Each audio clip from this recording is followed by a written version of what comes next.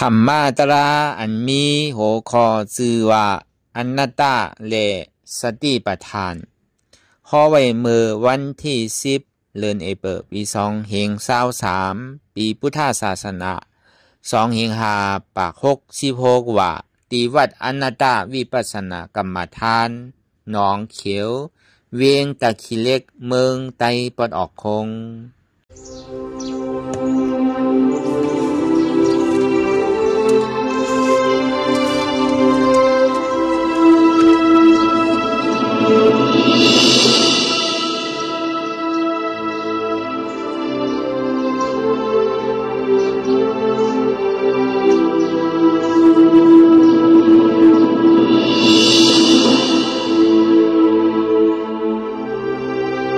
ลายการนั่ง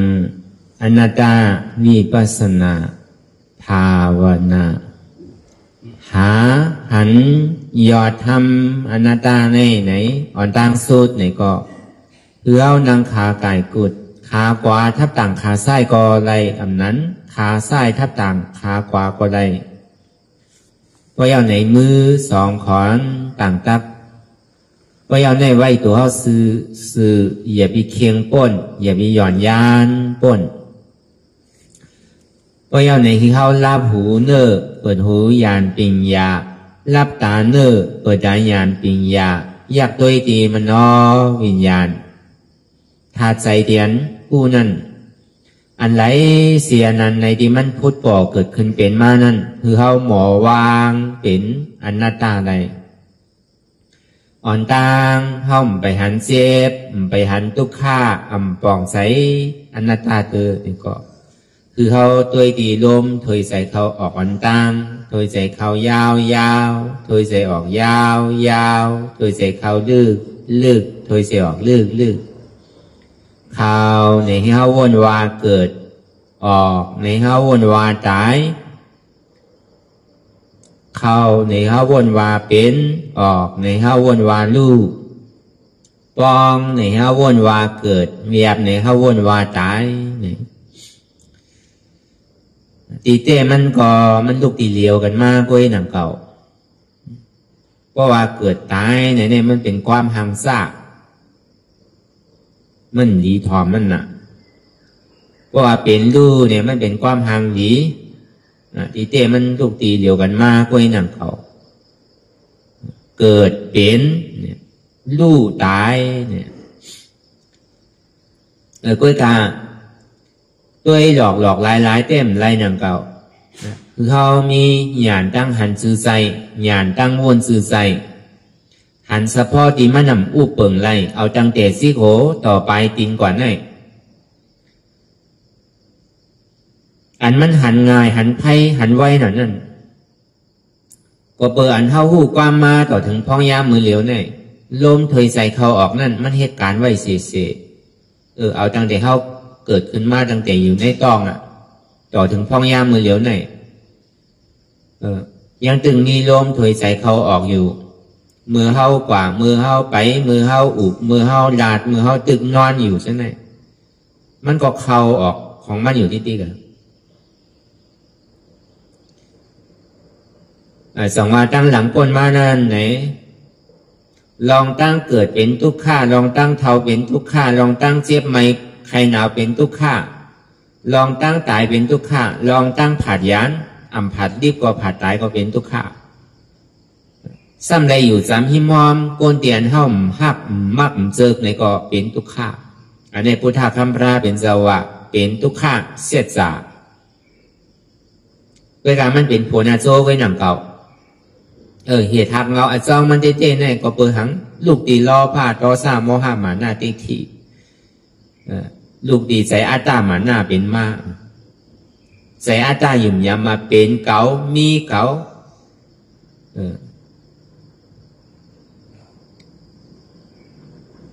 ก็เปิดปืนก็เปิดเฮาเนี่ยก็เปิดเขาก็เปิดเก๋าอันเนี้ยลูกตีอันไหนมาลูกตีอาตาที่ลูกตีหมาหน้าเป็นเหตุทางเงาอจองมันเนี่ยก็ดีว่าง่ายว่าอิดเขาซ้ำทางว่า ตัวเขาเนี่ยมันเท่าง่ายๆเนี่ยนะเพราะว่ายังโดยตั้งนอกแต่ก็ไหลก็นั่นก็อาบหนังติมใครยอมห้าว่าตัวเจ้าเก่าในเท่าก็เอาในใจตึกวันนั่นยังตึกวันหนุ่มติ๊กอ่ะเขายอมห้าว่าตีกรรมพระเป็นสวะเขาเกิดมาต่อถึงเขาก็เท่าเกิดเย้าในอ่ำใครเท่าก็ว่าไรถ้าว่าเอาตั้งแต่เขาเกิดมาในต้องต่อถึงเรียกตึกเรียกก็แลอย่าบีใหญ่แลในกล่อมว่าอะไรก็ใหญ่มากใหญ่วันใหญ่วงใหญ่เดินใหญ่ปีตึกที่ห้าอยู่เนี่ยอย่าไปใครมันใหญ่ในกล่อมว่าอะไรน่ะมันก็ใหญ่ติ๊กอ่ะใหญ่ขึ้นมากติ๊กอ่ะต่อถึงพ่อเป็นว่าวเป็นสาวต่อถึงพ่อเตะหน้าหอต่อเฮิรนต่อถึงพ่อมีลูกมีหลานมีเหรียญกว่ามัวเสียงไหนลองตั้งมันเป็นเสื่องไหนแน่ในก็เพื่อว่าเขาไม่ยอมห้าว่าเขาเท่าเขาไม่ยอมห้าว่าเขามีลองตั้งเจ็บไม่ใครหนาวเสียย่อกาใจย่อกาซบย่อกาโตเนี่ยมันจะว่าย่อกาโตเปิงเหลียวไปย่อกาใจก็มันถึงลูกตีย่อกาใจมากเหมือนตั้งก็เพื่อว่ามีย่อกาตั้งเจ็บตั้งไม่ในใจเย้าเลยมันจะดีมากลองซบมาลองตัวจังว่ากับกายโดยรองใจอ่อนตั้งเปินก็บนนั้นในเขาสร้างทางว่าเขาอู้เปิ่งพองมันไหลอยู่ติ๊กกันนะเขาก็ยิ่มย้ำมักมันว่าเป็นเขามีเขาติ๊กกันนะตีเต้ได้มันอู้เปิ่งอย่างไรล่าเอาตั้งแต่จี้โคต่อไปกินเลยตั้งแต่คนหัวเขาอย่าปียาวเลยในกล่อมว่าอะไรก่อนก้นเจอไว้คนหัวกำนำแต่มีบุญเจ้าเมฆขาวไว้ไว้คนโหแต่คนเฮินเนี่ยก็ผู้ว่าใครเจอคือมันเหมือนหนังเก่าเสียมันก็เจอยาวกล้วยกาใครเป็นซื้อก็ยาวยาเนี่ยเอาตั้งแต่ซี่โหต่อไปตีนก่อนให้มันก็ยาวออกติ๊กพอยาวออกมาติ๊กเนี่ยก็เข้าซ้ำในลุ่มลามันป้อมลุ่มลามันเนี่ยก็เป็นขี้เพราะเป็นเจ้าสั่งข้านอาบน้ำจึงปลอดขาวใสข้านซักผ้าซักโคที่ไหนก็กำเป็นเคนว่ะเป็นเฮาว่ะเป็นโคมว่ะนั่นพอข้านมาป้อมใครเฮ็ดก็พอจึงปลอดมดใสอาบน้ำซักผ้าอยู่เสียตัวใจเจ้าเก่าก็จึงปลอดใสเสียนี่มันน่าตัวเป็นสังหนังเก่าก็บนนั้นเอาตั้งแต่ซี่โหต่อไปตีนได้เขาเลยลุ่มลามันไว้เสียเอาตั้งแต่โหถึงตีนนั่นตื่นเจ้ามากก็โดดซุกนาสีเขียวป้อมซุกนาเขาขี้เต็มตาป้อมสีเขียวก็เขากับอุบตัวบนก็บนเมียนโซเขานั่นอย่าไปอาบน้ำไป3 วัน 7 วันก็เมียนตัวเขาเมื่อนั้นเอาตั้งแต่ซี่โหต่อไปตีนเนี่ยพอดีว่าเต้มันเป็นกองขี้เสียงมันเป็นกองอสุภะเสียงเพราะมันเป็นของเขาเนี่ยอย่าไปมันมีขี้นั่นอย่างเด็กที่โกต่อไปตีนเนี่ยคือมันจึงปลอดขาวใสไว้อยู่เสียก็ว่ามั่นใจของเขานั่นน่ะอันมันหันง่ายหันไพ่น่ะนั่นโล่งถอยใส่เข้าออกเข้าเย้าเนี่ยออกก่อมไรลูกออกเย้าเนี่ยเข้าก่อมไรต้องที่มันปองอยู่นั่นเนี่ยอย่ามีแวบแร่ในก่อมไรต้องที่มันแวบนั่นเนี่ยอย่ามีปองแร่ในก่อมไรย่ำอู้เปิงไรอีกน่ะเขาซ้ำถามว่าเขาอู้เปิงพองมันไรอยู่ติ๊กไหนตีเต้เนี่ยมันอู้เปิงไรล่านั่นน่ะอันนี้ก็คือเขาผู้หันการซ้อมในตัวในใจที่มันเป็นอยู่ในพอผู้หันการซ้อมสภาวะเปิงเต้มันเป็นอยู่ในซึ้งเขาตีเหตุการณ์สังก่อพอตีว่าเป็นรองตั้งหลีในเขาติ่มหับโตโกตายพอยังกลุ่มก็หับโตหับใจอยู่ในพอตีเหตุรองตั้งหลีสำคัญพอตีเหตุรองตั้งหลีสำลันกันน่ะพอตีเหตุรองตั้งหลีเนี่ยเมื่อหนังประตูเนี่ยเปิดไว้กูนานนาเปิดไว้ของกูนานนะกวยกะเขาซ้ำไข่อันเปิดไว้เฉยๆเขาซ้ำขี้ข้านมาเขาซ้ำโกเขาซ้ำก้านเขาซ้ำข้านเขาซ้ำเฮ็ดลืมแหมตอนหนังประตูอาเปสีผมมีเนี่ยเป็นเอากากซอดแทบไว้เป็นปากเป็นเฮงเป็นหมื่นเป็นแสนก็ยังหาดอกไล่ใครเปิดเข้าดิ๊กลองตั้งอันหนำลีเนี่ยใจโก้เนี่ยมันเป็นที่ไหน มันใครตกต่ำหมดที่ก็ใจก้นเนี่ยมันใครกว่าอันดีง่ายๆนั่นเตียนมันสุกซักเลยมันใครกว่ามันใครกว่าเตียนเป็นป้อยเป็นล่ามมันใครกว่าเตียนมัวนั้นเปียวกล้วยกามันซ้ำเสียงเงินเสียงตองเหมือนอย่างเขาว่าเปิงแตกมันเหมือนเจ้านั่นเพราะว่าเป็นเส้นตั้งอาเปสีผุมมีในซ้ำเจิกหนามีทีไรก็ซอกหาเต้าหาซื้อเอาในกล่อมเสียร้ายไกลกันคือก็ดีกว่าเนี่ยมันเปิงกันที่ไหนการตั้งป่านี่ป่าเนี่ยเพิ่นเปิดไว้เสียพระตูสีนาเนี่ยเปิดไว้เสียเขายังมีลองตั้งห้าทานน่ะก็ดีมากเอาใครกูไว้ดูใครก้านไว้ดูใครข้านไว้ดูใครเฮ็ดลืมไว้ดูใครอายไว้ดูใช่ไหมสองว่าลองตั้งเรียนมันเป็นปุญตาตัวเขาเนี่ยเขาอ่ำโลโก้เขาอ่ำโลก้านเขาอ่ำโลข้านเขาอ่ำโลลืมเขาอ่ำโลอายลองตั้งอันนำดีนั่นไหนเขาโลหมอโก้เขาโลหมอก้านเขาโลหมอข้านเขาโลหมอลืมเขาโลหมออายในสองว่าเส้นตั้งนี่ปาดเนี่ยเปิดไว้เอาเสียน่ะในปัดเหมือนหนังป้อเหมือนก็เหมือนหนังประตูสีพายเนี่ยเปิดไว้เสียป้อมใจในซ้ำดีว่าเปิดไว้รู้เนี่ยมั่นใจนะเขาเปิดไว้เสียหรือเขามีวาสนาใครมาเฮ็ดด้วยการตลาดเนี่ยการนำตลาดเนี่ยเป็นปีกไว้เขาสัมผัสเปิดดูติ๊กการตลาดเนี่ยเป็นเปิดไว้เขาสัมผัสแล้วก็บนนั้นเนี่ยเขาก็ซ้ำดีวนทัดสางด้วยในตัวภัยใจมันนังเก่าก็บนนั้นไหนเมื่อว่าปนมา3-4 วันในเขาซับเลี้ยงเป็นตอนในอนัตตลักษณะสุขนั่นกำในได้เขาดีสู้โหมันโมเสียงในขันธาหาเปิงเนี่ยก็บอกว่าในอนัตตลักษณะสุขนั่นเนี่ยมันว่ากับกายเลยขันธาหาเปิงยาวกว่ามันมาหูบจู้โหมันโมเสียงเหมือนขึ้นปนมา3-4 วันเนี่ยเขาว่าตอนไหนตอนนั่นเพื่อการกำในเขาตีหูบจู้โหมันโมเสียงก็เปิดคำขึ้นวันเหมือนในเนี่ยก็เป็นคำขึ้นเตียนเขาได้มาเปิดกรรมฐานอนัตตวิปัสสนาเนี่ยก็ตีได้ว่ามันเป็นคำขึ้นกำเดินสุดเนี่ยก็นั่นคือแล้วมันปกติเป็นปิญญาตั้งหูปะหุสุตตะการเขาตีได้กว่าเป็นเครื่องมือเขาใจตื้อกรรมกว่าอยู่ที่หอที่เฮิรนอยู่ที่ไรเซมว่าตีได้เอา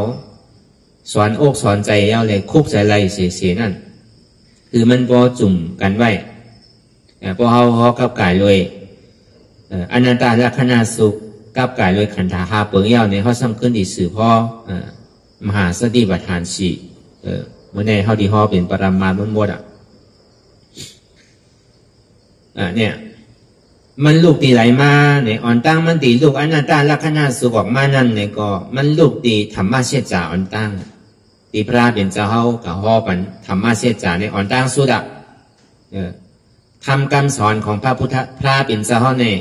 เกิดขึ้นเมื่อเขาว่าพระเป็นเจ้าเขาเนี่ยเกิดขึ้นเมื่อเหลือน6 มนเนี่ยทำคำสั่งสอนพระเป็นเจ้าเนี่ยเกิดขึ้นเมื่อเหลือน8 มนเนี่ยอาริยาเนี่ยเกิดขึ้นเมื่อเหลือน8 รอง 1 คำเนี่ยสังขาอริยานั่นยาหันตานั่นเกิดขึ้นเมื่อเหลือน8 รอง 1 คำก็บอกว่ามันเป็นตลาดีลึกคึกลำลองเต้เลยอยู่ไรเขาเปิดปางตลาดกำไรก็ตีเลยเอาอันนี้มาพอเหนีตีเลยมาพอเหนีซับเลี้ยงเหนีนั่นน่ะก็บอกว่ามันเป็นรองตั้งอนัตตานั่นน่ะกำป้อมใจเนี่ยเขาสำดีถามพิษนั่นเขาสมาสอนอนัตตากำเหลียวอันนี้จ้าทุกข้าซ้ำลาเนี่ยเขาสำดีถามพิษดีเต้เนี่ยมันเป็นตัวพระเป็นเจ้าเขาห่อกำเหลียวแล้วก็การนั่งหือแล้วมันพอดีเขาเป็นไต้เลยสังอันเขาดีป่องแจงเลี้ยงใจลองซับเลี้ยงในบุหาราของไต้นั่นในสังในเกาะมันดีเข้าใจง่ายนั่นนะก็บนนั้นในคือเขาปอตองไว้เขาเป็นก้นพุทธศาสนาเนี่ยวันพระเนี่ยเป็นเหลือน6 มนวันตราเนี่ยเป็นเหลือน8 มนวันสังขายาหันตาเนี่ยเป็นวันเหลือน8 รอง 1 คำอันนี้วันพระตราสังขะเขาเป็นก้นพุทธศาสนาเนี่ยเขาถูกดีคู่อยู่ก็เบอร์นั้นในพระเป็นเจ้าเนี่ยจงดีห่อธรรมะเสียจ่าอันตั้งกับกายด้วยทุกข้าเสียจ่าอันตั้งนั่นน่ะอันตีเขาว่ามาเหมือนเจ้านั่นจาติจาราเพียที่มรณะ ปีหิวิปโยโกทุกโขมาโกปีหิวิปโยโกทุกโขมาโกนั่นน่ะกับไก่เลยลองตั้งทุกข้าเช็ดสาวตั้งนั่นเอาตั้งแต่เมืองผีเมืองสางคนก็เป็นทุกข้าเชียงในเมืองโคงกัง31โคงเนี่ยเป็นรองตั้งทุกข้าอย่าฝึกคันใจมดพวกมันไรไปเป็นยาห้านตาเดินก็มันไปป้นเตออันนี้สอนป้าจอมในจันสุทธาวาสะจันนานากามนั่นเพราะว่าย่ำไปเอานี่ป่านเดินก็ยังดีเลยไปต่อถึงอาสาเจ้าก่อนนั่นสุดก่อนจึงดีเอานี่ป่านไรนี่ก็เป็นทุกข้านังเก่าถึงว่าเป็นอริยาวเสตาเนี่ยก็ซ้ำดีเลยไปขิงขาข้าวยำนั่นคือเลยพอดีฮอดถึงตีเย่าโตหลีงามกว่านั่นก็เป็นนั้นในพระเป็นเจ้าเขากับกายเลยทุกข้าเสียจ่าตั้งนั่นจากนี้เขากับกายเลยทุกข้าเสียจ่าอโจทุกข้าสมุทัยเสียจ่าเหตุทางเราอจองทุกข้านิโรธาเสียจ่าผลอโจสุขข้าเพราะว่านี่ป่านในมีมากาเสียจ่าเหตุทางเรามันในก็ตาดีไรมาผลนี่ป่านในก็มีพระเป็นเจ้าเขานั่นตั้งเขาก็ผีเขาสร้างเขาก็ไรเป็นอริยาซอดาป่านกันแน่นำวันนำเจ้ากรัญญาเนี่ยสำได้เป็นอริยาซอดาปันก็เบอร์นั้นเนี่ยยื่งจู้ของพระเป็นเจ้าเฮามือห้อมือเดิน8ม้วนนั่นก็เบอร์ว่ายื่งจู้ผีได้3ไปนำก้วยกามือห้อเดิน8ลอง1คำต่อถึง5คำในยื่งจู้ถึงปัญจวัคคีย์5เจ้าก็เบอร์นั้นในพระเป็นเจ้าเฮาห้อกับไก่เลยรูปะคันธาอันนี้จ้ารูปะคันธาทุกขารูปะคันธาอนัตตาวิญญาณคันธาอนิจจาวิญญาณคันธาทุกขาวิญญาณคันธาอนัตตาเวทนาคันธาอนิจจาเวทนาคันธาทุกขาเวทนาคันธาอนัตตาสัญญาณคันธาอนิจจาสัญญาณคันธาทุกขาสัญญาณคันธาอนัตตาสังขารคันธาอนิจจาสังขารนาคันธาทุกขาสังขารนาคันธาอนัตตาพอมาหุบจู่หัวมุโมเซงเซงเนี่ยก็สัพเพสังขาราอนิจจาสัพเพสังขาราทุกขาสัพเพธรรมะอนัตตาเนี่ยอย่าทำดังโมดังเสียเนี่ยมันมีอนัตตาตัวเดียวเนี่ยกวยกะเหมือนมันตีพูดถึงอนัตตาตัวเดียวนั่นเนี่ยก็ป้อมแจกเพลองดูวิญญาณเวทนาสัญญาสังขารในขันธ์หาเปิงในเฮาก็ติ่มผู้ว่าตอนไรเป็นตอนไรอันไรเป็นอันไรเฮาเตี๋ยวมาสุนสารในล้อเล่กันหมดจองว่าเฮาติไรมาซับแรงไว้เป็นตอนว่าสังว่างเนี่ยรูปะคันธานิจจารูปะคันธาสุขารูปะคันธาอนัตตาในซื้ออันที่เฮาไรมายุกนำเตียนเฮาเป็นตัวโก้นอยู่พ้องย่ามมือเหลียวเนี่ยสังว่ามันคือหมูเต้เย่ปีคือมันเท่าแหละเย่ปีมันมีแหละลองตั้งเจ็บไม่ใครหนาวคือมันอู้เปิ่งพองมันไหลเสียงแหละเนี่ยอันที่ว่าสังว่ามันกึ้มเต้คือมันทางหลีหางเล่าหางงามไว้ก็อะไรก็นั่นก็เย่ปีมันมีลองตั้งหางซ่าอันนี้บอกว่าพระเป็นเจ้าทรัพย์แรงว่าชื่อเนี่ยในยุคขันธานั่นสังว่ามันกึ้มในซึ้งเฮียงเลยมันซ้ำเท่าล่ะเขาซ้ำถามว่ามันคือมันเป็นสุขามันเป็นอัตตาสังว่าสูยุ่มย้ำว่ามันคือในจึงมันซ้ำเท่าอย่างมันซ้ำพางลีเสียกูเนาในก็คือมันมีหมอกอายุ14-15เสียก็เหมือนอย่างคุณพี่นางพี่เขานั่นน่ะใครมีอายุ14-15-16ไว้เสียก็พวกคุณพี่ก็อายุ18พวกนางพี่ก็อายุ16ก็อะไรก็มือขิงข้าวยำนั่นมันตึกหางดีตึกดีดูดีตัวอยู่รู้ก้อยกะในคนล้อกาหลงเขาในอันหางลีก็ตีมีหนังเก่าอันหางจ้าก็ซ้ำตีมีหนังเก่าถึงว่าอาศักเล็กก็เซต้าเนี่ยก็ซ้ำหางลีก็มีน่ะเนี่ยสังว่ามันเป็นของเขาเต้มันกึ้มเต้ในซื้อไงให้ยังแหล่ซ้ำเหมือนกันให้ยังแหล่ซ้ำเหมือนอายุ56-17-18อยู่เสียให้ยังซ้ำเท่าติ๊กสังว่ามันกึ้มเต้เนี่ยสังว่ามันมีคอถามก็มันจะได้มีคอตอบนั่นน่ะก็ในสังว่ายุ่มย้ำว่ายุคขันธาเนี่ยเป็นสุขาในซื้อเนี่ยที่อย่างมันซ้ำมีลองตั้งเจ็บไม่ใครหนาวยุ่มลีมีก้นคืนเมื่อยที่อย่างละมันซ้ำมีลองตั้งเจ็บตั้งไม่ที่อย่างละสังว่ามันเป็นลองตั้งสุขาเต้ ที่อย่างมันซ้ำมีลองตั้งขันใจอยู่พอมันเจ็บมันไข้มาเนี่ยพอไข้ห้องไข้ให้เนื้อเดือดเนื้อไหมมาเนี่ยที่อย่างซ้ำมีให้อย่างละสังว่ายุคขันธาโดนแน่ๆมันเป็นอันสุขาเต้ในซื้อเนี่ยก็บอกว่าในยุคขันธาเนี่ยมันมันกึมนั่นนะย้อนว่ามันกึมเนี่ยมันจึงตีเป็นทุกขาเนี่ยสังสูยุ่มย้ำว่าในยุคขันธาเนี่ยเป็นอัตตาในซื้อเนี่ยที่อย่างซ้ำจิ้มซ้ำไรล่ะที่อย่างซ้ำมันซ้ำเกื้ออยู่ติ๊กมันซ้ำค่ายลายอยู่ติ๊กเขาปมสั่งไรเปิ้นก็แค่นให้เขาปมสั่งเปิ้นได้เปิ้นก็สั่งเข้าไรเขาปมสั่งตัวเข้าไรจี้สั่งอยู่เนยอันหนาเข้าไรเนี่ยมันก็เกื้ออยู่ติ๊กลูกค้าอยู่ติ๊กเกิดคืนตังอยู่ยาวลูกกว่าติ๊กเนี่ยนะอันนี้เขาว่าซับแรงกับไก่เลยในยุคขันธาในปีแงบไว้หนังเขาก็ในวิญญาณหน้าขันธากูเอาในโลกโลกาเนี่ยยุ่มย้ำว่าวิญญาณขันธานิจจาวิญญาณขันธาสุขะวิญญาณขันธาอัตตาวะเนี่ยอุณการปราเป็นสาวะสังสูยุ่มย้ำว่าวิญญาณใจนั่นใจนั่นสังวาสูถังว่าใจนั่นมันกึ้มในซื้อที่อย่างซ้ำวนตัวหยีดีดูใจเนี่ยมันใครกว่าตั้งไรก็กว่าใครเรียนตั้งไรก็เรียนกำปอวนตั้งหลังกำปอยาวเรียนกว่าตั้งนากำปอยาวก็วนสังที่อย่างมันซ้ำเป็นอันหนึ่งอันเหลียวที่อย่างมันซ้ำกลุ่มกาโป้งปิวกว่ากาวากาเป็นอยู่สังว่ามันกึ้มเต้เนี่ยบอกว่าวิญญาณขันธาอันนี้จ้ะวิญญาณขันธาทุกขาย่อละมันกึ้มนั่นเนี่ยว่าวิญญาณนี่มันกึ้มเนี่ยว่าก็แปลว่ามันกึ้มในส่วนนี้ว่าวิญญาณขันธาทุกขาแล้วก็แปลว่ามันกึ้มนั่นน่ะพอเขามาวนคุกใจไรตั้งหลังเอาลองตั้งทุกขาอย่าปึดขันใจเขามาอย่ามาเกามานิจาเขาไว้เสียเมื่อไรก็มีเมื่อยาวมือสุดมือเสียมสีปอกนั่นก็วนกว่าตั้งนาวนกว่ากาวากาเป็นมีเมื่อยาวมือสุดมือเติมหิปอกลองตั้งวนอยู่เสื่องนั้นในเนี่ยมันเป็นกองทุกข้าล่อนมันเป็นลองอันเจ็บใจลองอันขี้ใจมองใจล่อนก็เบอร์นั้นเนี่ยสังว่า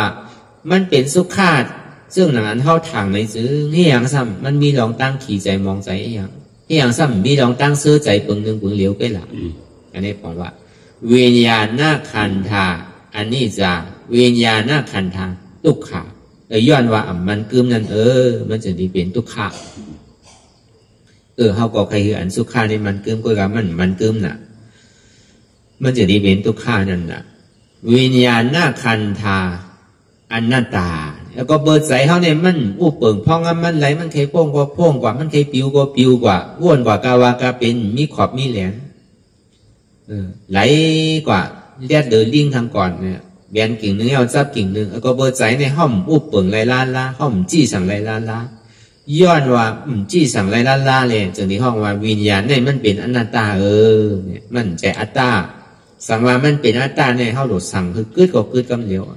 อย่าไปกลุ่มกาว้วนอยู่ติ๊กอย่าไปกลุ่มกาขี้ใจมองใจอยู่ติ๊กกึดกำเหลียวเลยอย่าไปว้วนเลยเนี่ยถูกดิสั่งไรอยู่ก็เปลือว่ามันใจของเขาเลยเขาสั่งไรเนี่ยนะวิญญาณตัวนั้นอันนี้ก็ในสามมาในเวทนาในโลกโลกาหลงในก็ไรก็ยิ้มย้ำว่าเวทนาขันธานิจจาเวทนาขันธาสุขาเวทนาขันธาอัตตาเนี่ย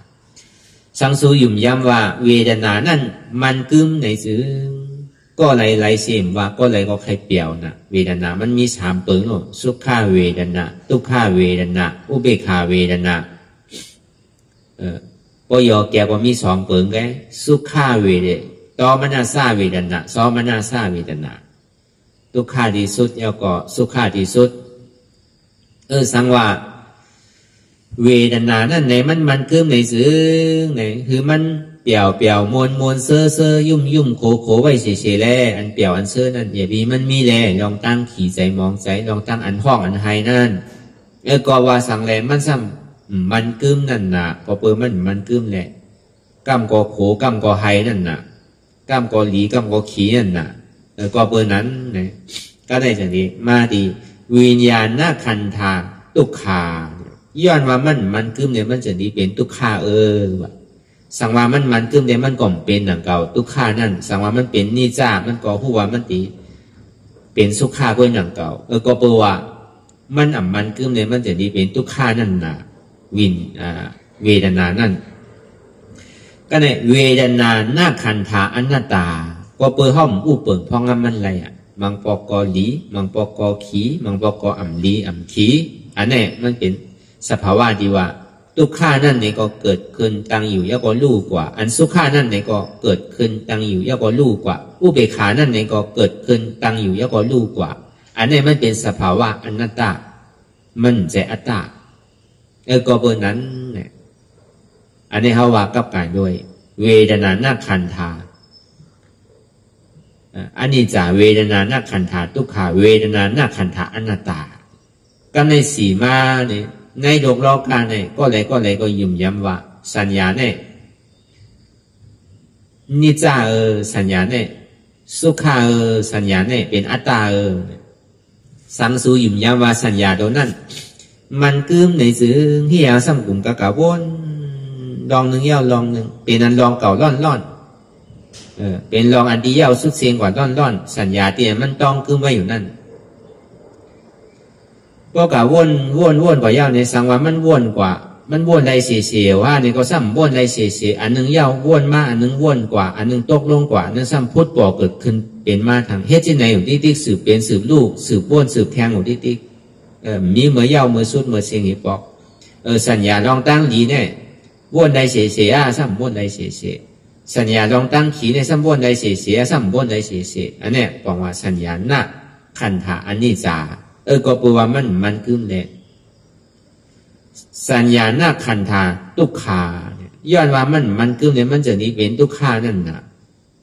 กับวนเมื่อไรก็แปลว่ามันกึมมันแหลกลายค่ายกว่าอยู่อันเท่าซอขาลองตั้งวนอันเปี่ยมบนเสื้อสาดใจมาได้มาอยู่เป็นปอกเป็นกำก้อยกาตานเท่าตีหับป่วยอะไรเนี่ยมันหับป่วยอะไรก็แปลว่าในกลางเกอันที่เฮาวนอยู่นั่นเนี่ยลองตั้งทุกข้าทำจิ้มเข่าติ๊ก็แปลว่ามันมีลองตั้งจิ้มเข่าล้อเลอันสุขาทุกข้าอยู่ติ๊เลยมันจะดีว่ามันเป็นทุกข้าสัญญาตัวนั้นก็แปลว่าสัญญาหน้าขันธาอนัตตาก็แปลว่าสัญญาเตียนเฮาต้องกึมไว้นั่นน่ะมันอู้เปิงในสัญญาลองลีก็เย้าสัญญาลองอ่ำลีก็เย้าสัญญาลองลีลองไล่ก็เย้าสัญญาลองอันเขามีป้ายจื่อจำนั่นก็เย้ามันก็จังหลงจังลืมกว่าคุกใจไร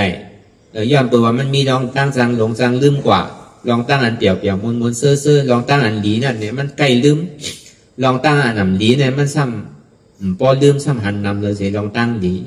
เนี่ยก็เปิดว่า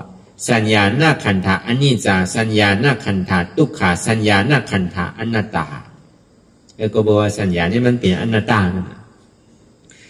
ก็ในมาดีตอนที่ห้าเนี่ยตอนที่ห้าเป็นอะไรสังขาราหน้าขันธาในโลกโลกาเนี่ยยุ่มย้ำมักมันว่าสังขาราเนี่ยมันคือมือยุ่มย้ำว่าสังขาราเนี่ยเป็นสุขายุ่มย้ำว่าสังขาราเนี่ยเป็นอัตตา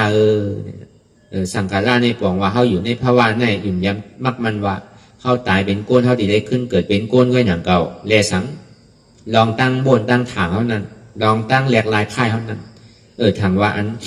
เป็นว่าพอดีลงตั้งใจอันลงในมันไงอันขึ้นในมันหยาบมันเป็นอันกำแหลนกันแก่เนี่ยมังเผามังปอกจางมีหนังเก่าก้นเขาในก็ยุ่มพิษหันพิษไว้อยู่เสียเมียวสตวาตั้งโมตั้งเสียงไงมันถูกตีเป็นอาหารล่าของก้นเมียวก้นก็ตายก็ขึ้นเกิดเป็นก้นก็อย่างเก่าอันว่าเมืองนี่ป่านนาลายเมืองผีเนี่ยมันมีเป็นหยอกบนแหลนเท่าก้อยนี่ก็อันนี้ก็เป็นสังขาราป้ายหนึ่งสังขาราป้ายหันพิษบนพิษก็ในสังขารตีมันมีลองตั้งอย่างไรค่ายกว่าค่ายมากมีมือกึดมือลืมมือเศร้าสืบเป็นสืบลูกสืบบ้วนกว่ามีขอบมีแหลนในรอกระทำรอกระถาทั้งหมดทั้งเสียงเนี่ยมันเคยบ้วนอย่างว่ามันบ้วนกว่าดิ๊กลูกเอาที่ในอยู่เซต้าเนี่ยก็ลองตั้งบ้วนมันเนี่ยก็กว่าจอดวานจอดมึงจอดเจมบดเตียนเท่าไรฮอดเตียนเท่าไรฮอดก็ป้อนลามกว่าเนี่ยว่ะมันไก่เพราะแต่นั้นมันไวเพราะแต่นั้นสังขาราเตียนมันมีลองตั้งสืบเป็นสืบรูปมีเมื่อเย้าเมื่อสุดเมื่อเติบก็เปิดลองตั้งหันพิษเป็นอจองมันในเย้าเลยมันจะดีเป็นสังขาราย้อนเปิดว่ามันกึมนานาสังขารา มันมีลองตั้งแหลกหลายภาวะติ๊กมีเมื่อเย้าเมื่อสุดเมื่อเติบใครเป็นสังก็เป็นกว่ากาวากาเป็นเนี่ยสองขาราที่อันเท่าหันไรนั้นมันใครเป็นสังก็เป็นกว่า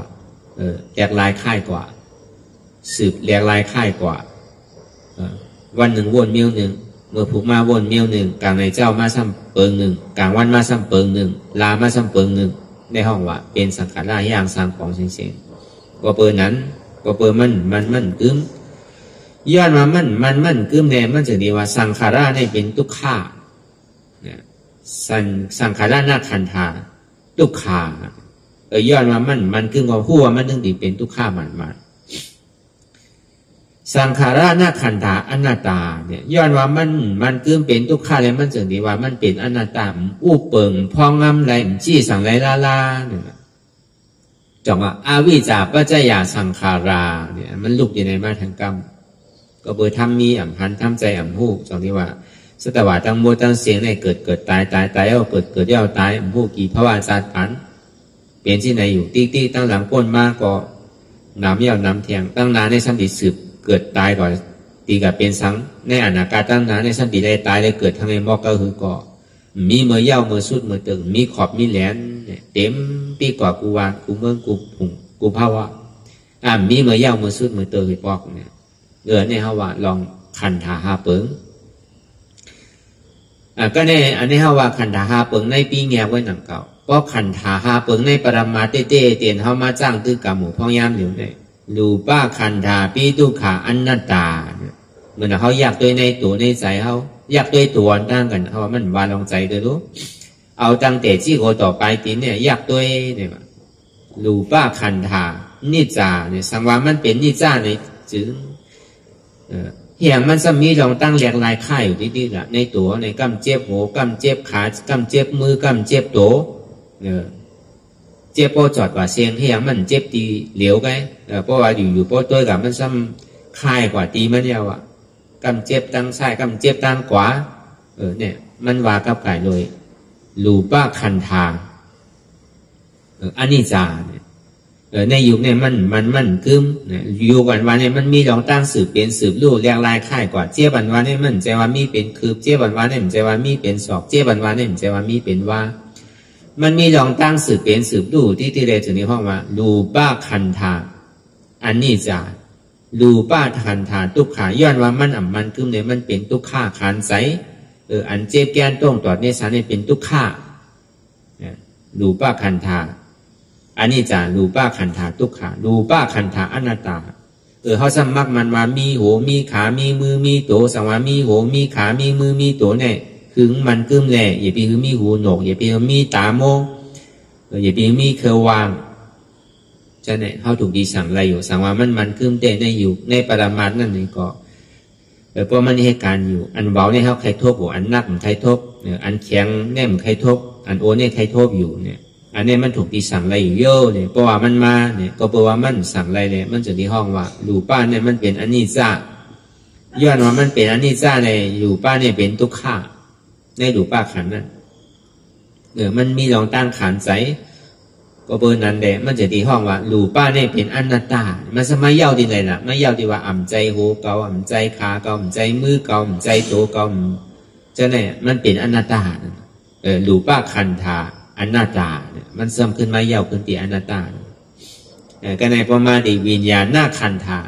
อันนี้จะวิญญาณหน้าขันธาทุกขาวิญญาณหน้าขันธาอนัตตาแล้วก็บอกว่าวิญญาณใจอันผู้อยู่นั่นเนี่ยที่อย่างซ้ำมันมีลองตั้งแหลกลายค่ายกว่านิดๆละใจเตียนผู้ลองตั้งบ้วนตั้งหลังก็บ้วนตั้งหน้าเพราะว่ามันเปลี่ยนใจลองปรมาเต้ๆเนี่ยอันหูเจ็บหูเสียบหูไม่หูแก้นเนี่ยนะมันหูเจ็บอันเหลียวมังปอกเจ็บมังปอกแก้นมังปอกเสียบอันเจ็บแก้นต้องตอดเนตรสันไว้คมไต่ไม่กั้นอยู่เช่นนั้นอันมันหูอยู่เช่นนั้นนั่นมันคือเหมียนเนี่ยใจเดียนกับหูเจ็บหูเสียบเนี่ยย้อนว่ามันคือเหมียนเลยนั่นน่ะมันเป็นทุกขาใจอันหูอยู่นั่นก็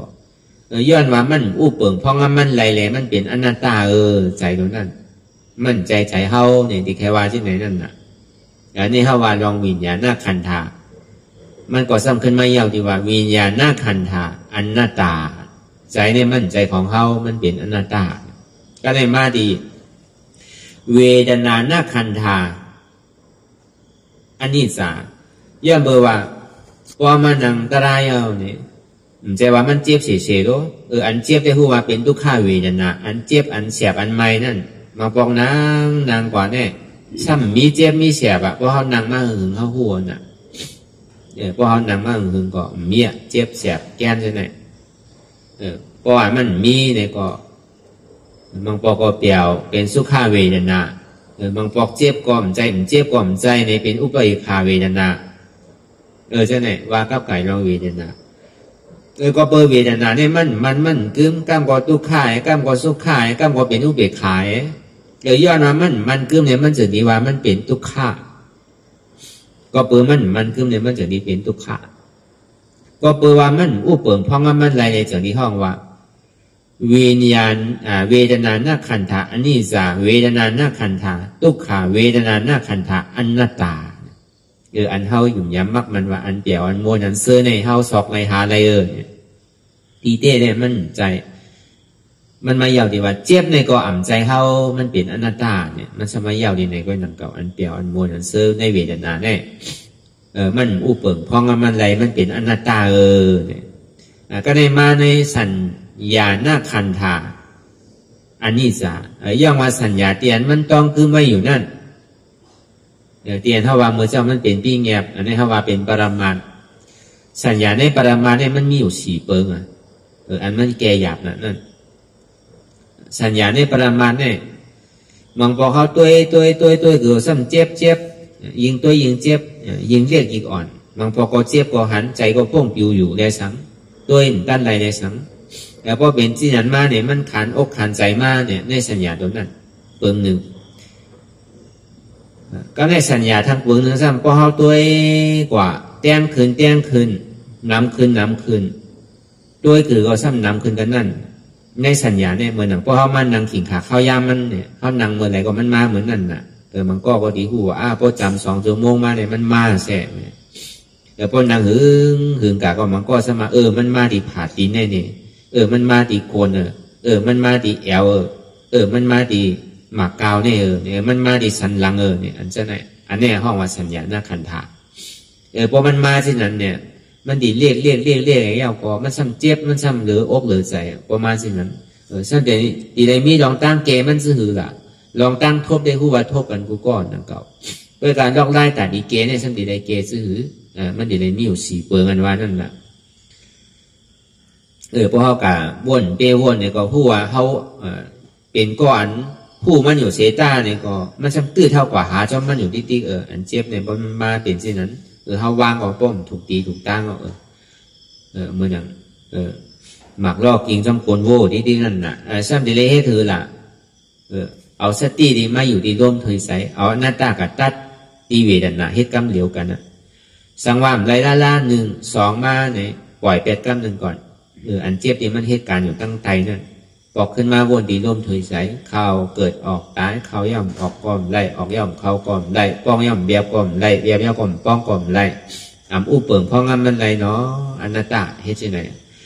เพราะว่ามันมาจื้อเป็นอันหนึ่งอันเดียวเนี่ยมันดีกว่าง่ายสังว่าเกมไรเนี่ยมันมี3ก็แม่ไอ้สังเดียไรเฮ็ดชื่อละอันเจ็บแกนต้งตอดเนียดซานที่มันเป็นอยู่เนี่ยมันเป็นธาตุลมอุปเปิงและอนัตตาอันไม่อันกัดเนี่ยมันเป็นธาตุไฟอุปเปิงอันและอนัตตาอันนักวาวันแข็งเนี่ยเป็นธาตุดินอุปเปิงอันและอนัตตาอันจับยายจึงหยอดเป็นรูเนี่ยเป็นธาตุน้ำอุปเปิงอันและอนัตตาอันนี้เขาเอาสภาวะธาตุดินน้ำลมไฟเกลีกว่าสังวามเป้ไรเนี่ยมีทางคอหนึ่งอย่าปีโกทัดตัวต่อถึงนั้นโบสุดกว่าในสัญญาตัวนี้เนี่ยอันเขาตัวกว่าสุดกว่าในเขาอย่าปีค่ายเขาอย่าปีหนึ่งเขาอย่าปีเพื่อนมันใครเจี๊ยบคือเจี๊ยบใครเรียกคือเรียกตัวเขากว่าดิติกะวนกว่าดิติกะวนตาดิติกะโดทัดมันใครตื้อก็ย่อมันใครตื้อก็ย่อมันใครจอมก็ย่อมคือจอมก็ย่อเขาก็หลงมีนาทีปนพรตาทีวนตัดกว่าดิติกะบางปอเพราะมันเปลี่ยนเส้นหยันมาเนี่ยจีตายเพราะออกเพราะมันมาเนี่ยคลี่เอาเพราะจิ้มเป็นเหมือนหนังเมียบเข่ากาบพวกน่ะตั้งใหญ่มันใหญ่อยู่นั่นทางก่อนเพราะว่าอันชัญญาตัวอันเจี๊ยบเลยเปิดมาเนี่ยเป็นตัวแน่อันแห้งน่ะ พอเขาเป้ตัวเป้ใจอะไรเนี่ยก็เขาก็ฮัดตัวฮัดจุนกำนำเนี่ยพอมันมาสินั้นในโกนเขาเนี่ยอันว่าดีต่อสู้มันได้ขยับไปกำนำเนี่ยมันหาล็อกไล่พื้นนิดๆพอมันพื้นมันหายอ่ะนะมันมาอ่ะนะมันเป็นสินั้นนะป้อมพื้นในพอฮัดเนี่ยก็มันหมอป้วนอะไรดีไหนอันนี้เขาว่าก้าวไก่โดยสัญญาหน้าคันธาอันนี้จะสัญญาหน้าคันธาตุขาสัญญาหน้าคันธาอนัตตาแต่พอดีว่าเต้ก็มันแค่ว่าสัญญาในเป็นอนัตตามันมาได้เสียมันเกิดขึ้นตั้งอยู่แล้วก็ดูกว่าแค่นั้นเก่ามันกึมเนี่ยมันเป็นทุกข้ามันอุปเปิงไรเป็นอนัตตาติเรวาที่ไหนแกก็ได้มาในสังขารหน้าคันธาอันนี้จาเนี่ยลองตั้งสังขารที่เป็นปรมาตนั่นเนี่ยอันปิ้งแยบได้เข้าว่ากับมือเจ้าอ่ะในปรมาตนั่นเนี่ยเป็นเมื่ออย่างเจ็บแกนต้องตอดในซาเนี่ยก็เขาไก่ยากได้รูปแบบที่เตี้ยอันนั้นเป็นสังขารนะอย่าไปถามว่ามันเป็นมาเป็นโผมันก็ช่ำถามว่ามันเป็นมาเป็นโผปิดหนาเขารู้ก็เขาตัวอย่างกับก็หนาหางมันดูง่ายๆแค่เนี่ยก็ตัวอย่างนี้มันบอกเพราะว่ามันเครื่องตีสืบกว่าไรเนี่ยได้ก็เขาหลุดไรนางคือมันสูงนั่นน่ะเพราะว่ามันดูเนี่ยได้เขานางยุ่มใครไรอ่ะพอตัวมันดูที่เตี้ยบนห้องวางคือล่ะอัตตามันนอนรับอ่ะพอเคมันอัตตาตื่นขึ้นเนี่ยก็ทีเดียต่างสูงนางสูงพวกก่อนนางสูงแล้วเนี่ยทีเดียนางมหาปริญโดกะห้องมันตื่นอ่ะอัตตามันตึงนอนรับอยู่บางปองเนี่ยมันหนีตัวน่ะรู้พอมันเจ็บมันแกนมาจะไหนพอยากอนัตตาเนี่ยก็รับกว่าเป็นว่าสภาวะเป็นรูนั่นน่ะก็เพราะว่ามันผ่านดองตั้งสภาวะเป็นรูมาเลยห้องว่าเวทนามันรูมาเลยมันถึงได้ในสังขารตัวนี้เพราะเวทนารูเนี่ยมันนับเราถึงมันเป็นรายแต่มันดีถึงได้มันต้องผ่านในสัญญามากก่อนอ่ะมันจะนี้มาถึงดีเวทนาเพราะมันผ่านสัญญาหน้าขันธามาเนี่ยมันถึงเวทนาอะไรก็เพราะว่ามันถึงสังขารอะไรก็เพราะว่ามันผ่านสัญญามามันจะดีถึงสังขารเนี่ยมันมีสืบเป็นสืบลู่แลกลายค่ายกว่าก็ยากกว่าลู่กว่ายากกว่าลู่กว่า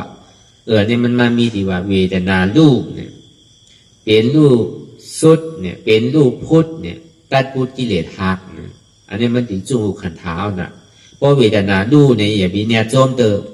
คือมันสุด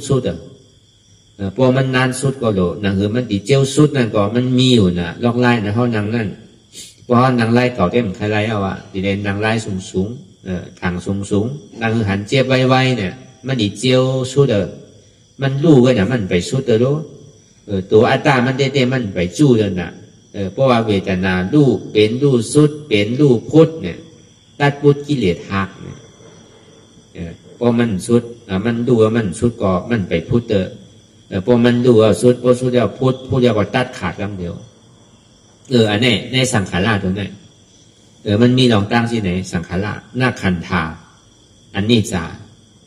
มันก็มันกึ้มหนังเก่าอย่าไปถามว่ามันกึ้มอย่าไปถามว่ามันดีเป็นที่ไหนที่เนี่ยแค่ว่าที่นั้นสังขารหน้าคันธาอันนี้จ้าสังขารหน้าคันธาทุกขา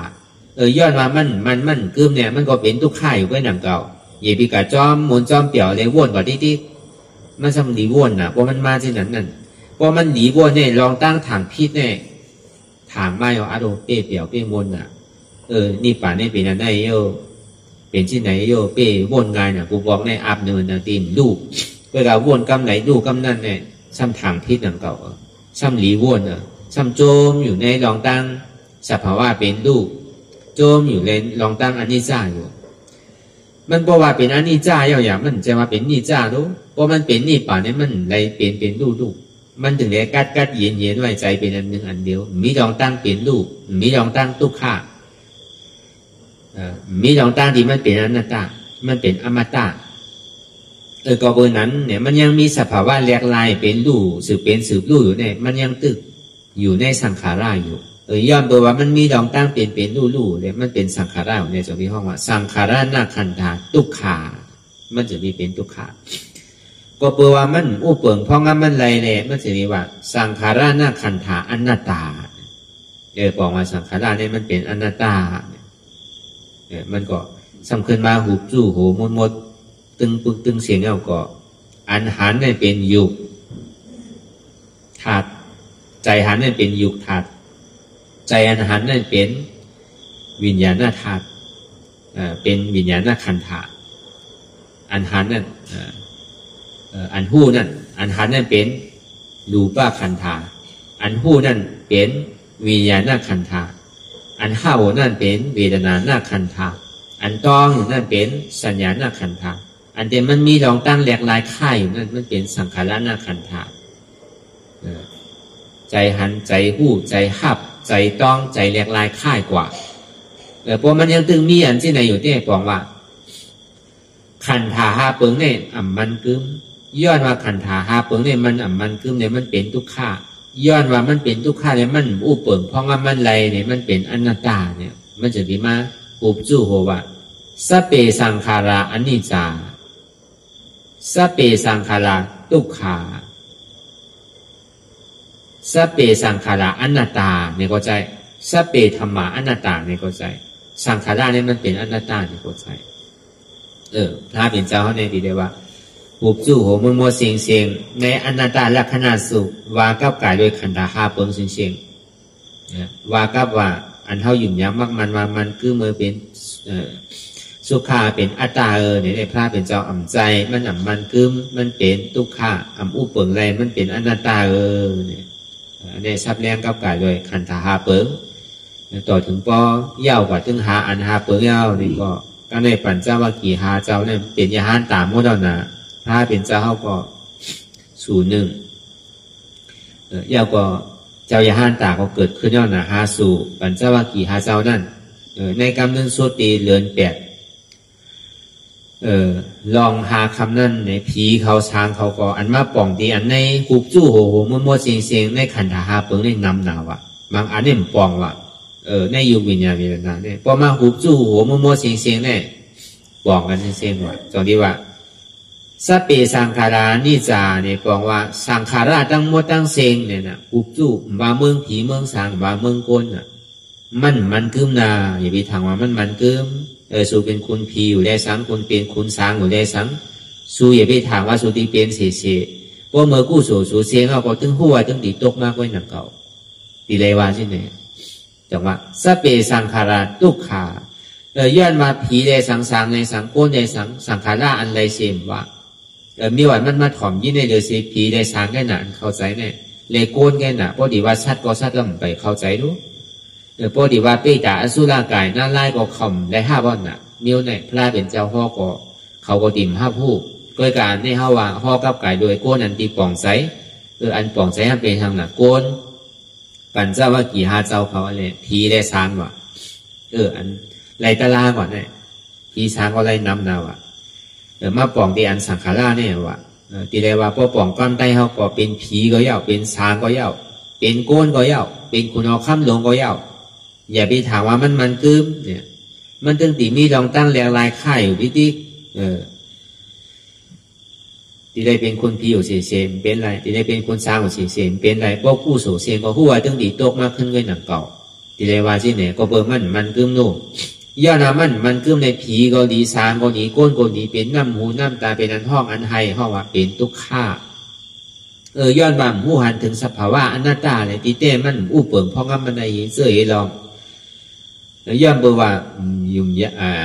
มยามว่ามันเป็นอนัตตาถามว่ามันเป็นอนัตตาถามว่าเขาเป็นคุณผีคุณสางหมดที่ถามว่าเขาเฮ็ดโลกกำผาวที่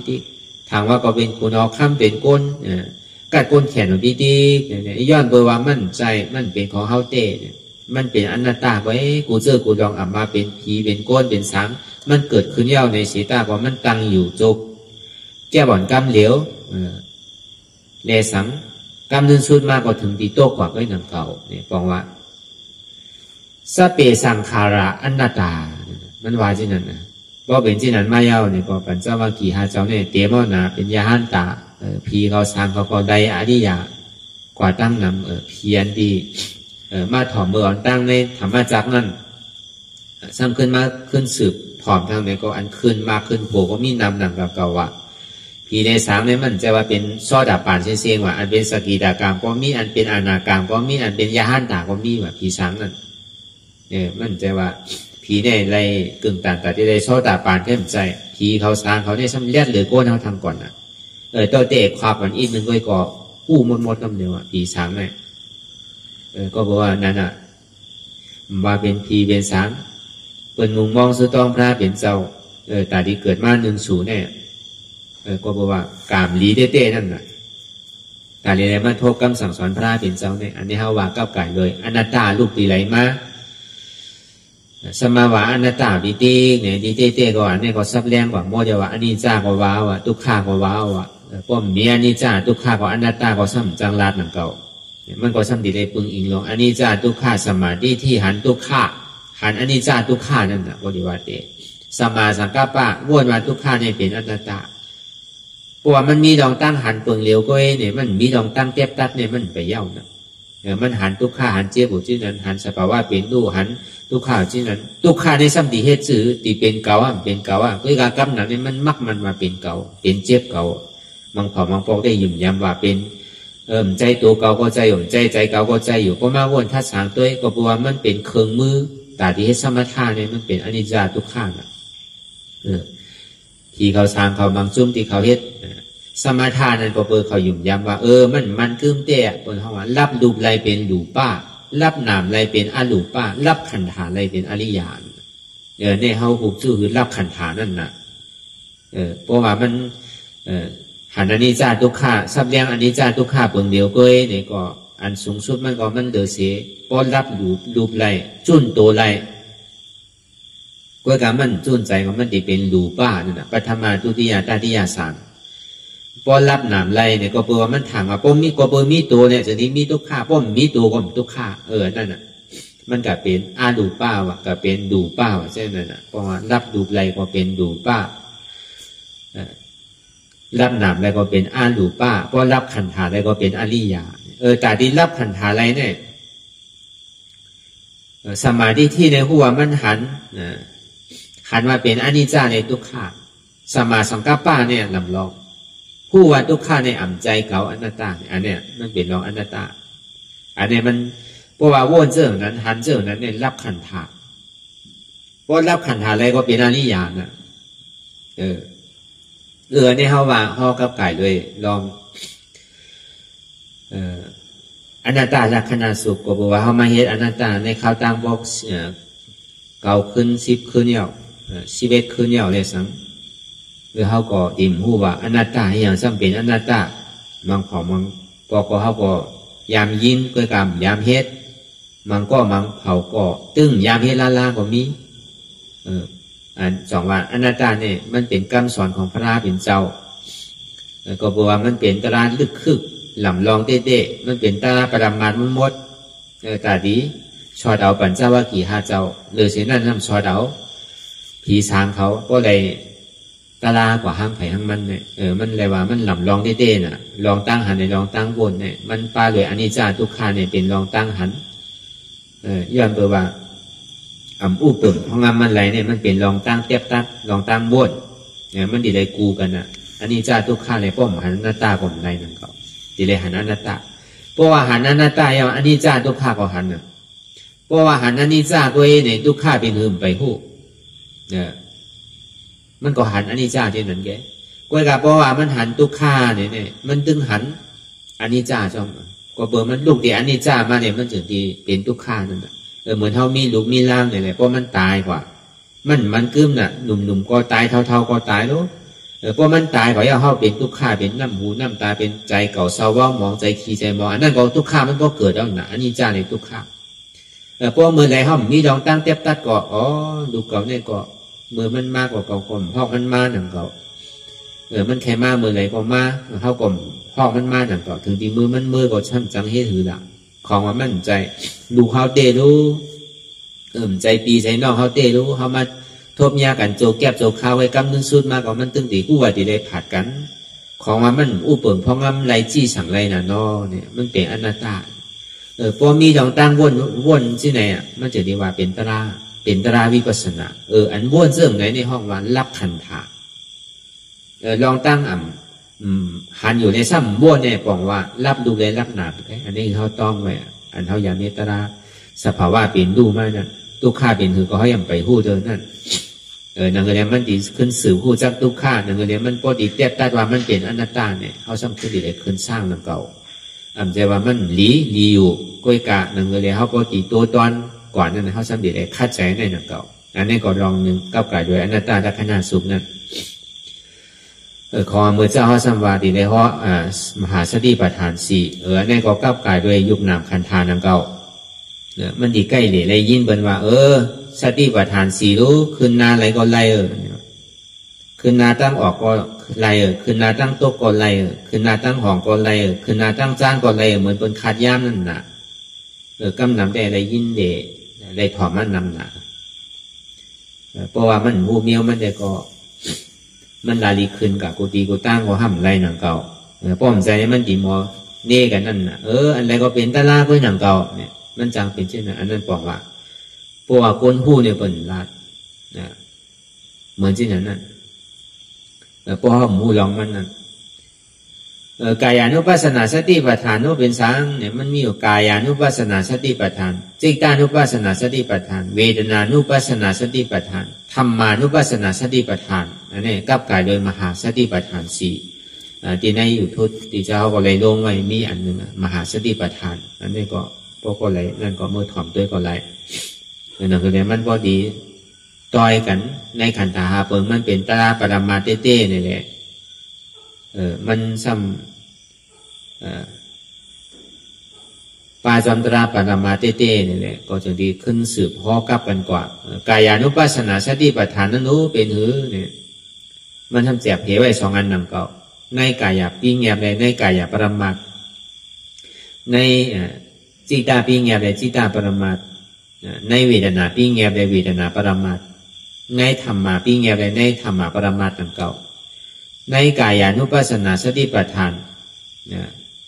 เขาว่าลองปรมาตก่อนนะปีแงบได้ห้อมว่าปีแงบได้หู้วันนะอยากตัวกว่าไปต้องกึมจะนั่นมันเป็นกายานุปัสสนาสติปัฏฐานในสุตตันตะมันเป็นกายานุปัสสนาสติปัฏฐานในปีแงบว่ะเพราะในตัวปรมาตวาเต้ๆเนี่ยกายานุปัสสนาสติปัฏฐานอยากตัวในตัวเขาเนี่ยพี่ธรรมาก็มันล้านไว้สองเปิงหนังเก่าในทัดตัวทัดใจเนี่ยพอดีว่าเอาตาเนื้อตัวในกายานุปัสสนาสติปัฏฐานคือคุกใจในตัวเขาในกายานุปัสสนาสติปัฏฐานตื่นหู้ตัวคุกใจในตัวเขาในอดีมันเปลี่ยนอยู่นั่นเพราะเอาตาเนื้อตัวมันมีรองตั้งแหลกลายไข่ก่ออยู่ติ๊กมีมือเย้ามือสุดมือเตยปอกเรียกลายค่ายก่อนลองตั้งเท่าตั้งเปลี่ยนตั้งเจ็บตั้งตายในห้องว่ากายาในตั้งนกเพราะว่ากายานุปัสสนาสติปัฏฐานตั้งในเนี่ยเตียนเท่าอยากตัวเจ็บแกนต้องตอดเนตรซานสั่นไหวคมไต่ไม่กัดอ่อนแข็งในสั้นใจอยากตัวดีเลยล่ะมันเกิดขึ้นดีตัวเขาน่ะอันนี้บอกว่าเขานั่งรับตาตัวเห็นใจว่ามื่นตาไปกว่าไปมาตัว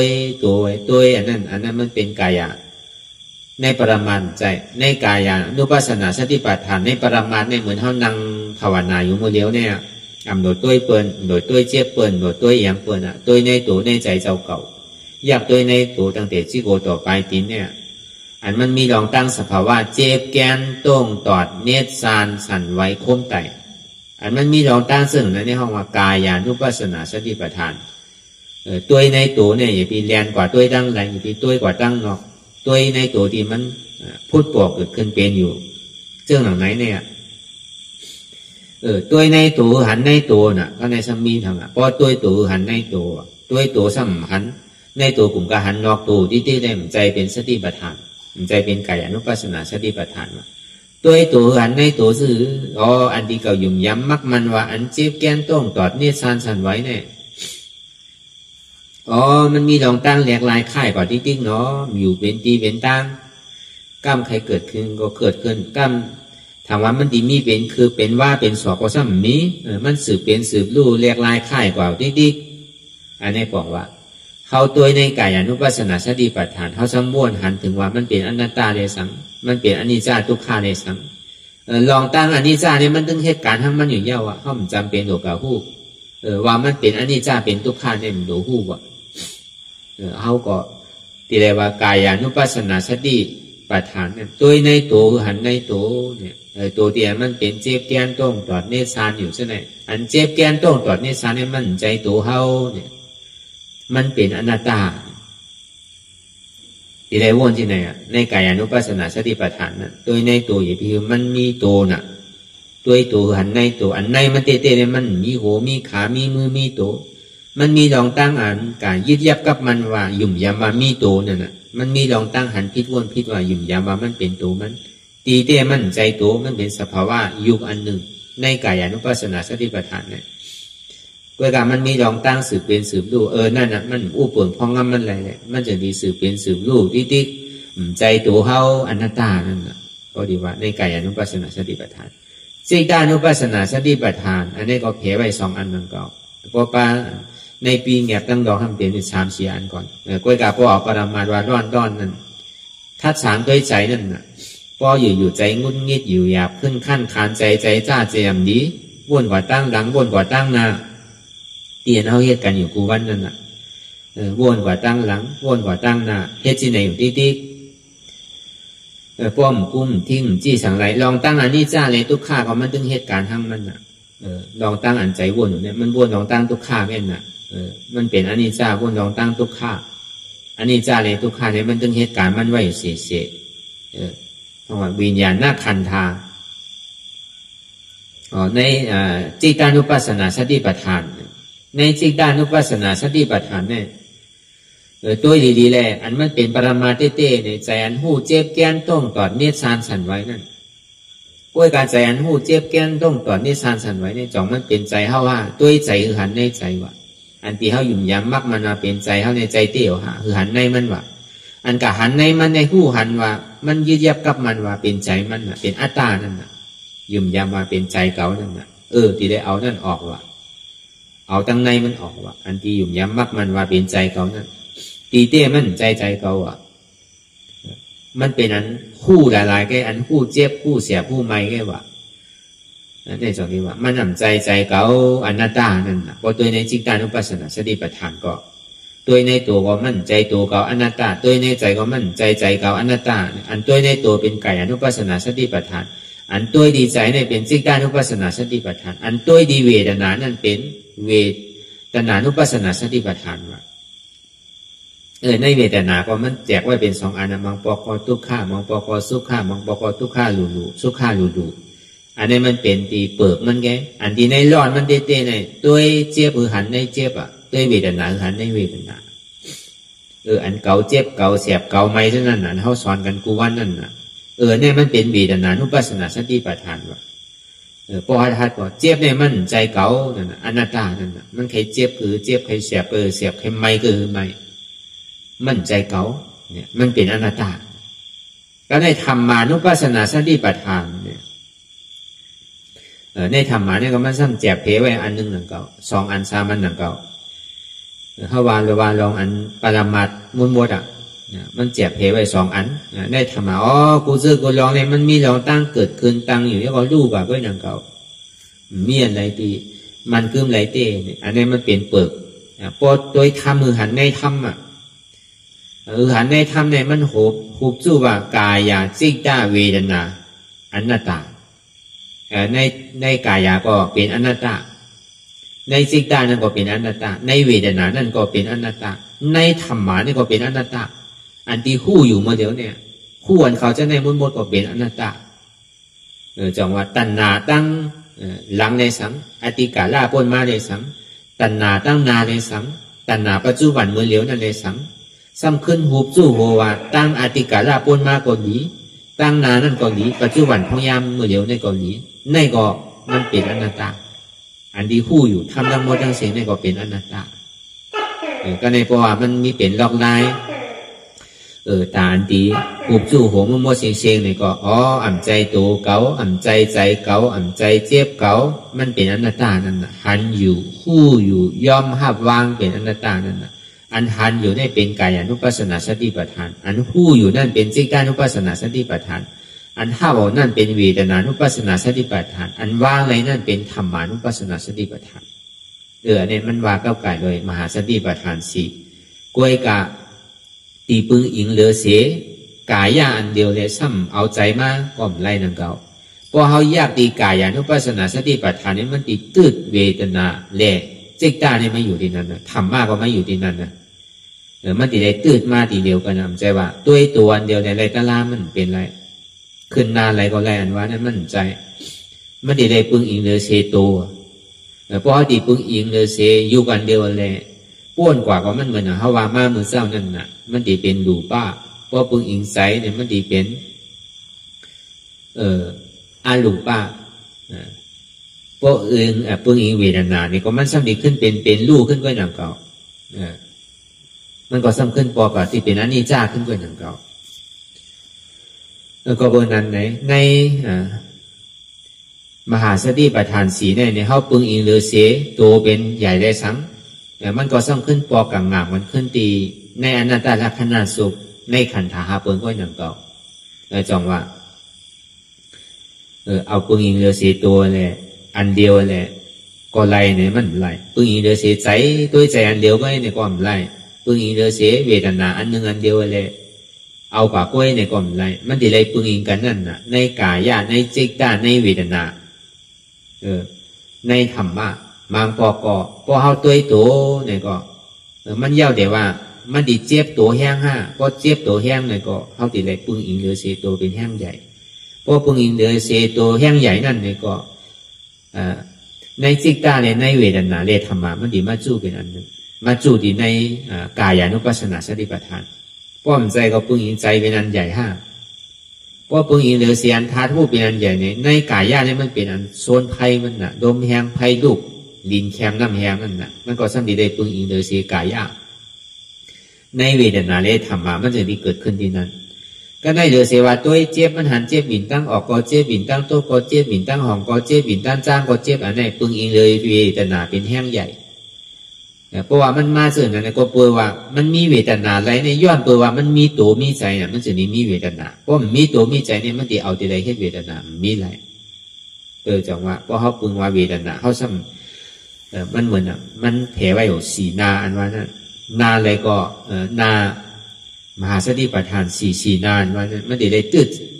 จู้กันเสียงๆหนังเก่ามันใจว่าขึ้นตัวใจอันเดียวก็แล้วไรปึงอิงอันเดียวก็ไรจังเดียวว่าเพราะเขาปึงอิงเหลือเสตราเนี่ยก็เหมือนอย่างนั้นก็กูเสื้อกูลองนี่มันอู้เปิ่งเพราะงั้นมันไรมันมาหุบสู้โหติธรรมานุปัสสนาสติปัฏฐานลองตั้งที่ผู้หันว่าอนัตตาทำไหนได้ก็มันก็ว่าหาอนัตตาหันอนัตตาตัดอัตตาถึงกว่าที่เป็นอนัตตาอันนี้เขาว่าธรรมานุปัสสนาสติปัฏฐานอ่ำใจตัวเก่าอ่ำใจใจเก่าอ่ำใจเจ็บเก่ามันเป็นอนัตตา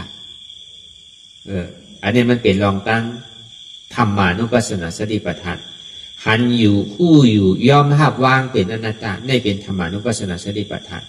หันเจ็บผู้เจ็บภาพเจ็บยอมเจ็บวางเจ็บเป็นอนัตตาเนี่ยเป็นธรรมานุปัสสนาสติปัฏฐานหันทุกขาหูทุกขาหับทุกขาวางทุกขาเป็นอนัตตาอ่ำใจตัวเก่าอ่ำใจใจเก่าอ่ำใจเจ็บเก่าอ่ำใจพิษเปิลมันเป็นพิษเก่าอ่ำอุปเปิลและอนัตตาเนี่ยเป็นธรรมานุปัสสนาสติปัฏฐานคุยกันในธรรมานุปัสสนาสติปัฏฐานเนี่ยป้อมมีกายะนุปัสสนาสติปัฏฐาน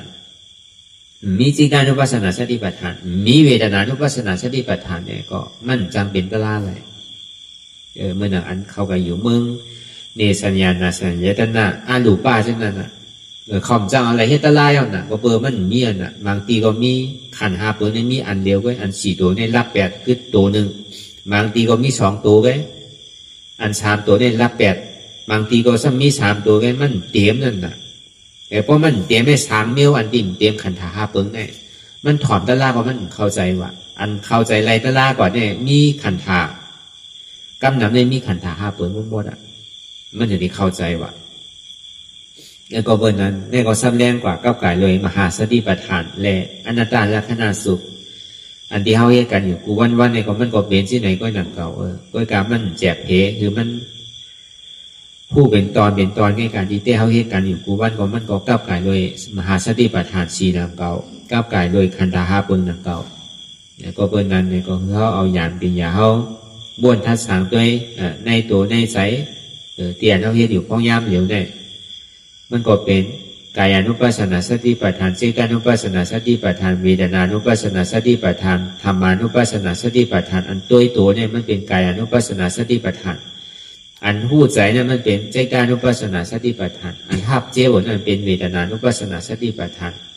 อันว่างไรมุดมุดเสียงหันอยู่ผู้อยู่ยอมหับวาง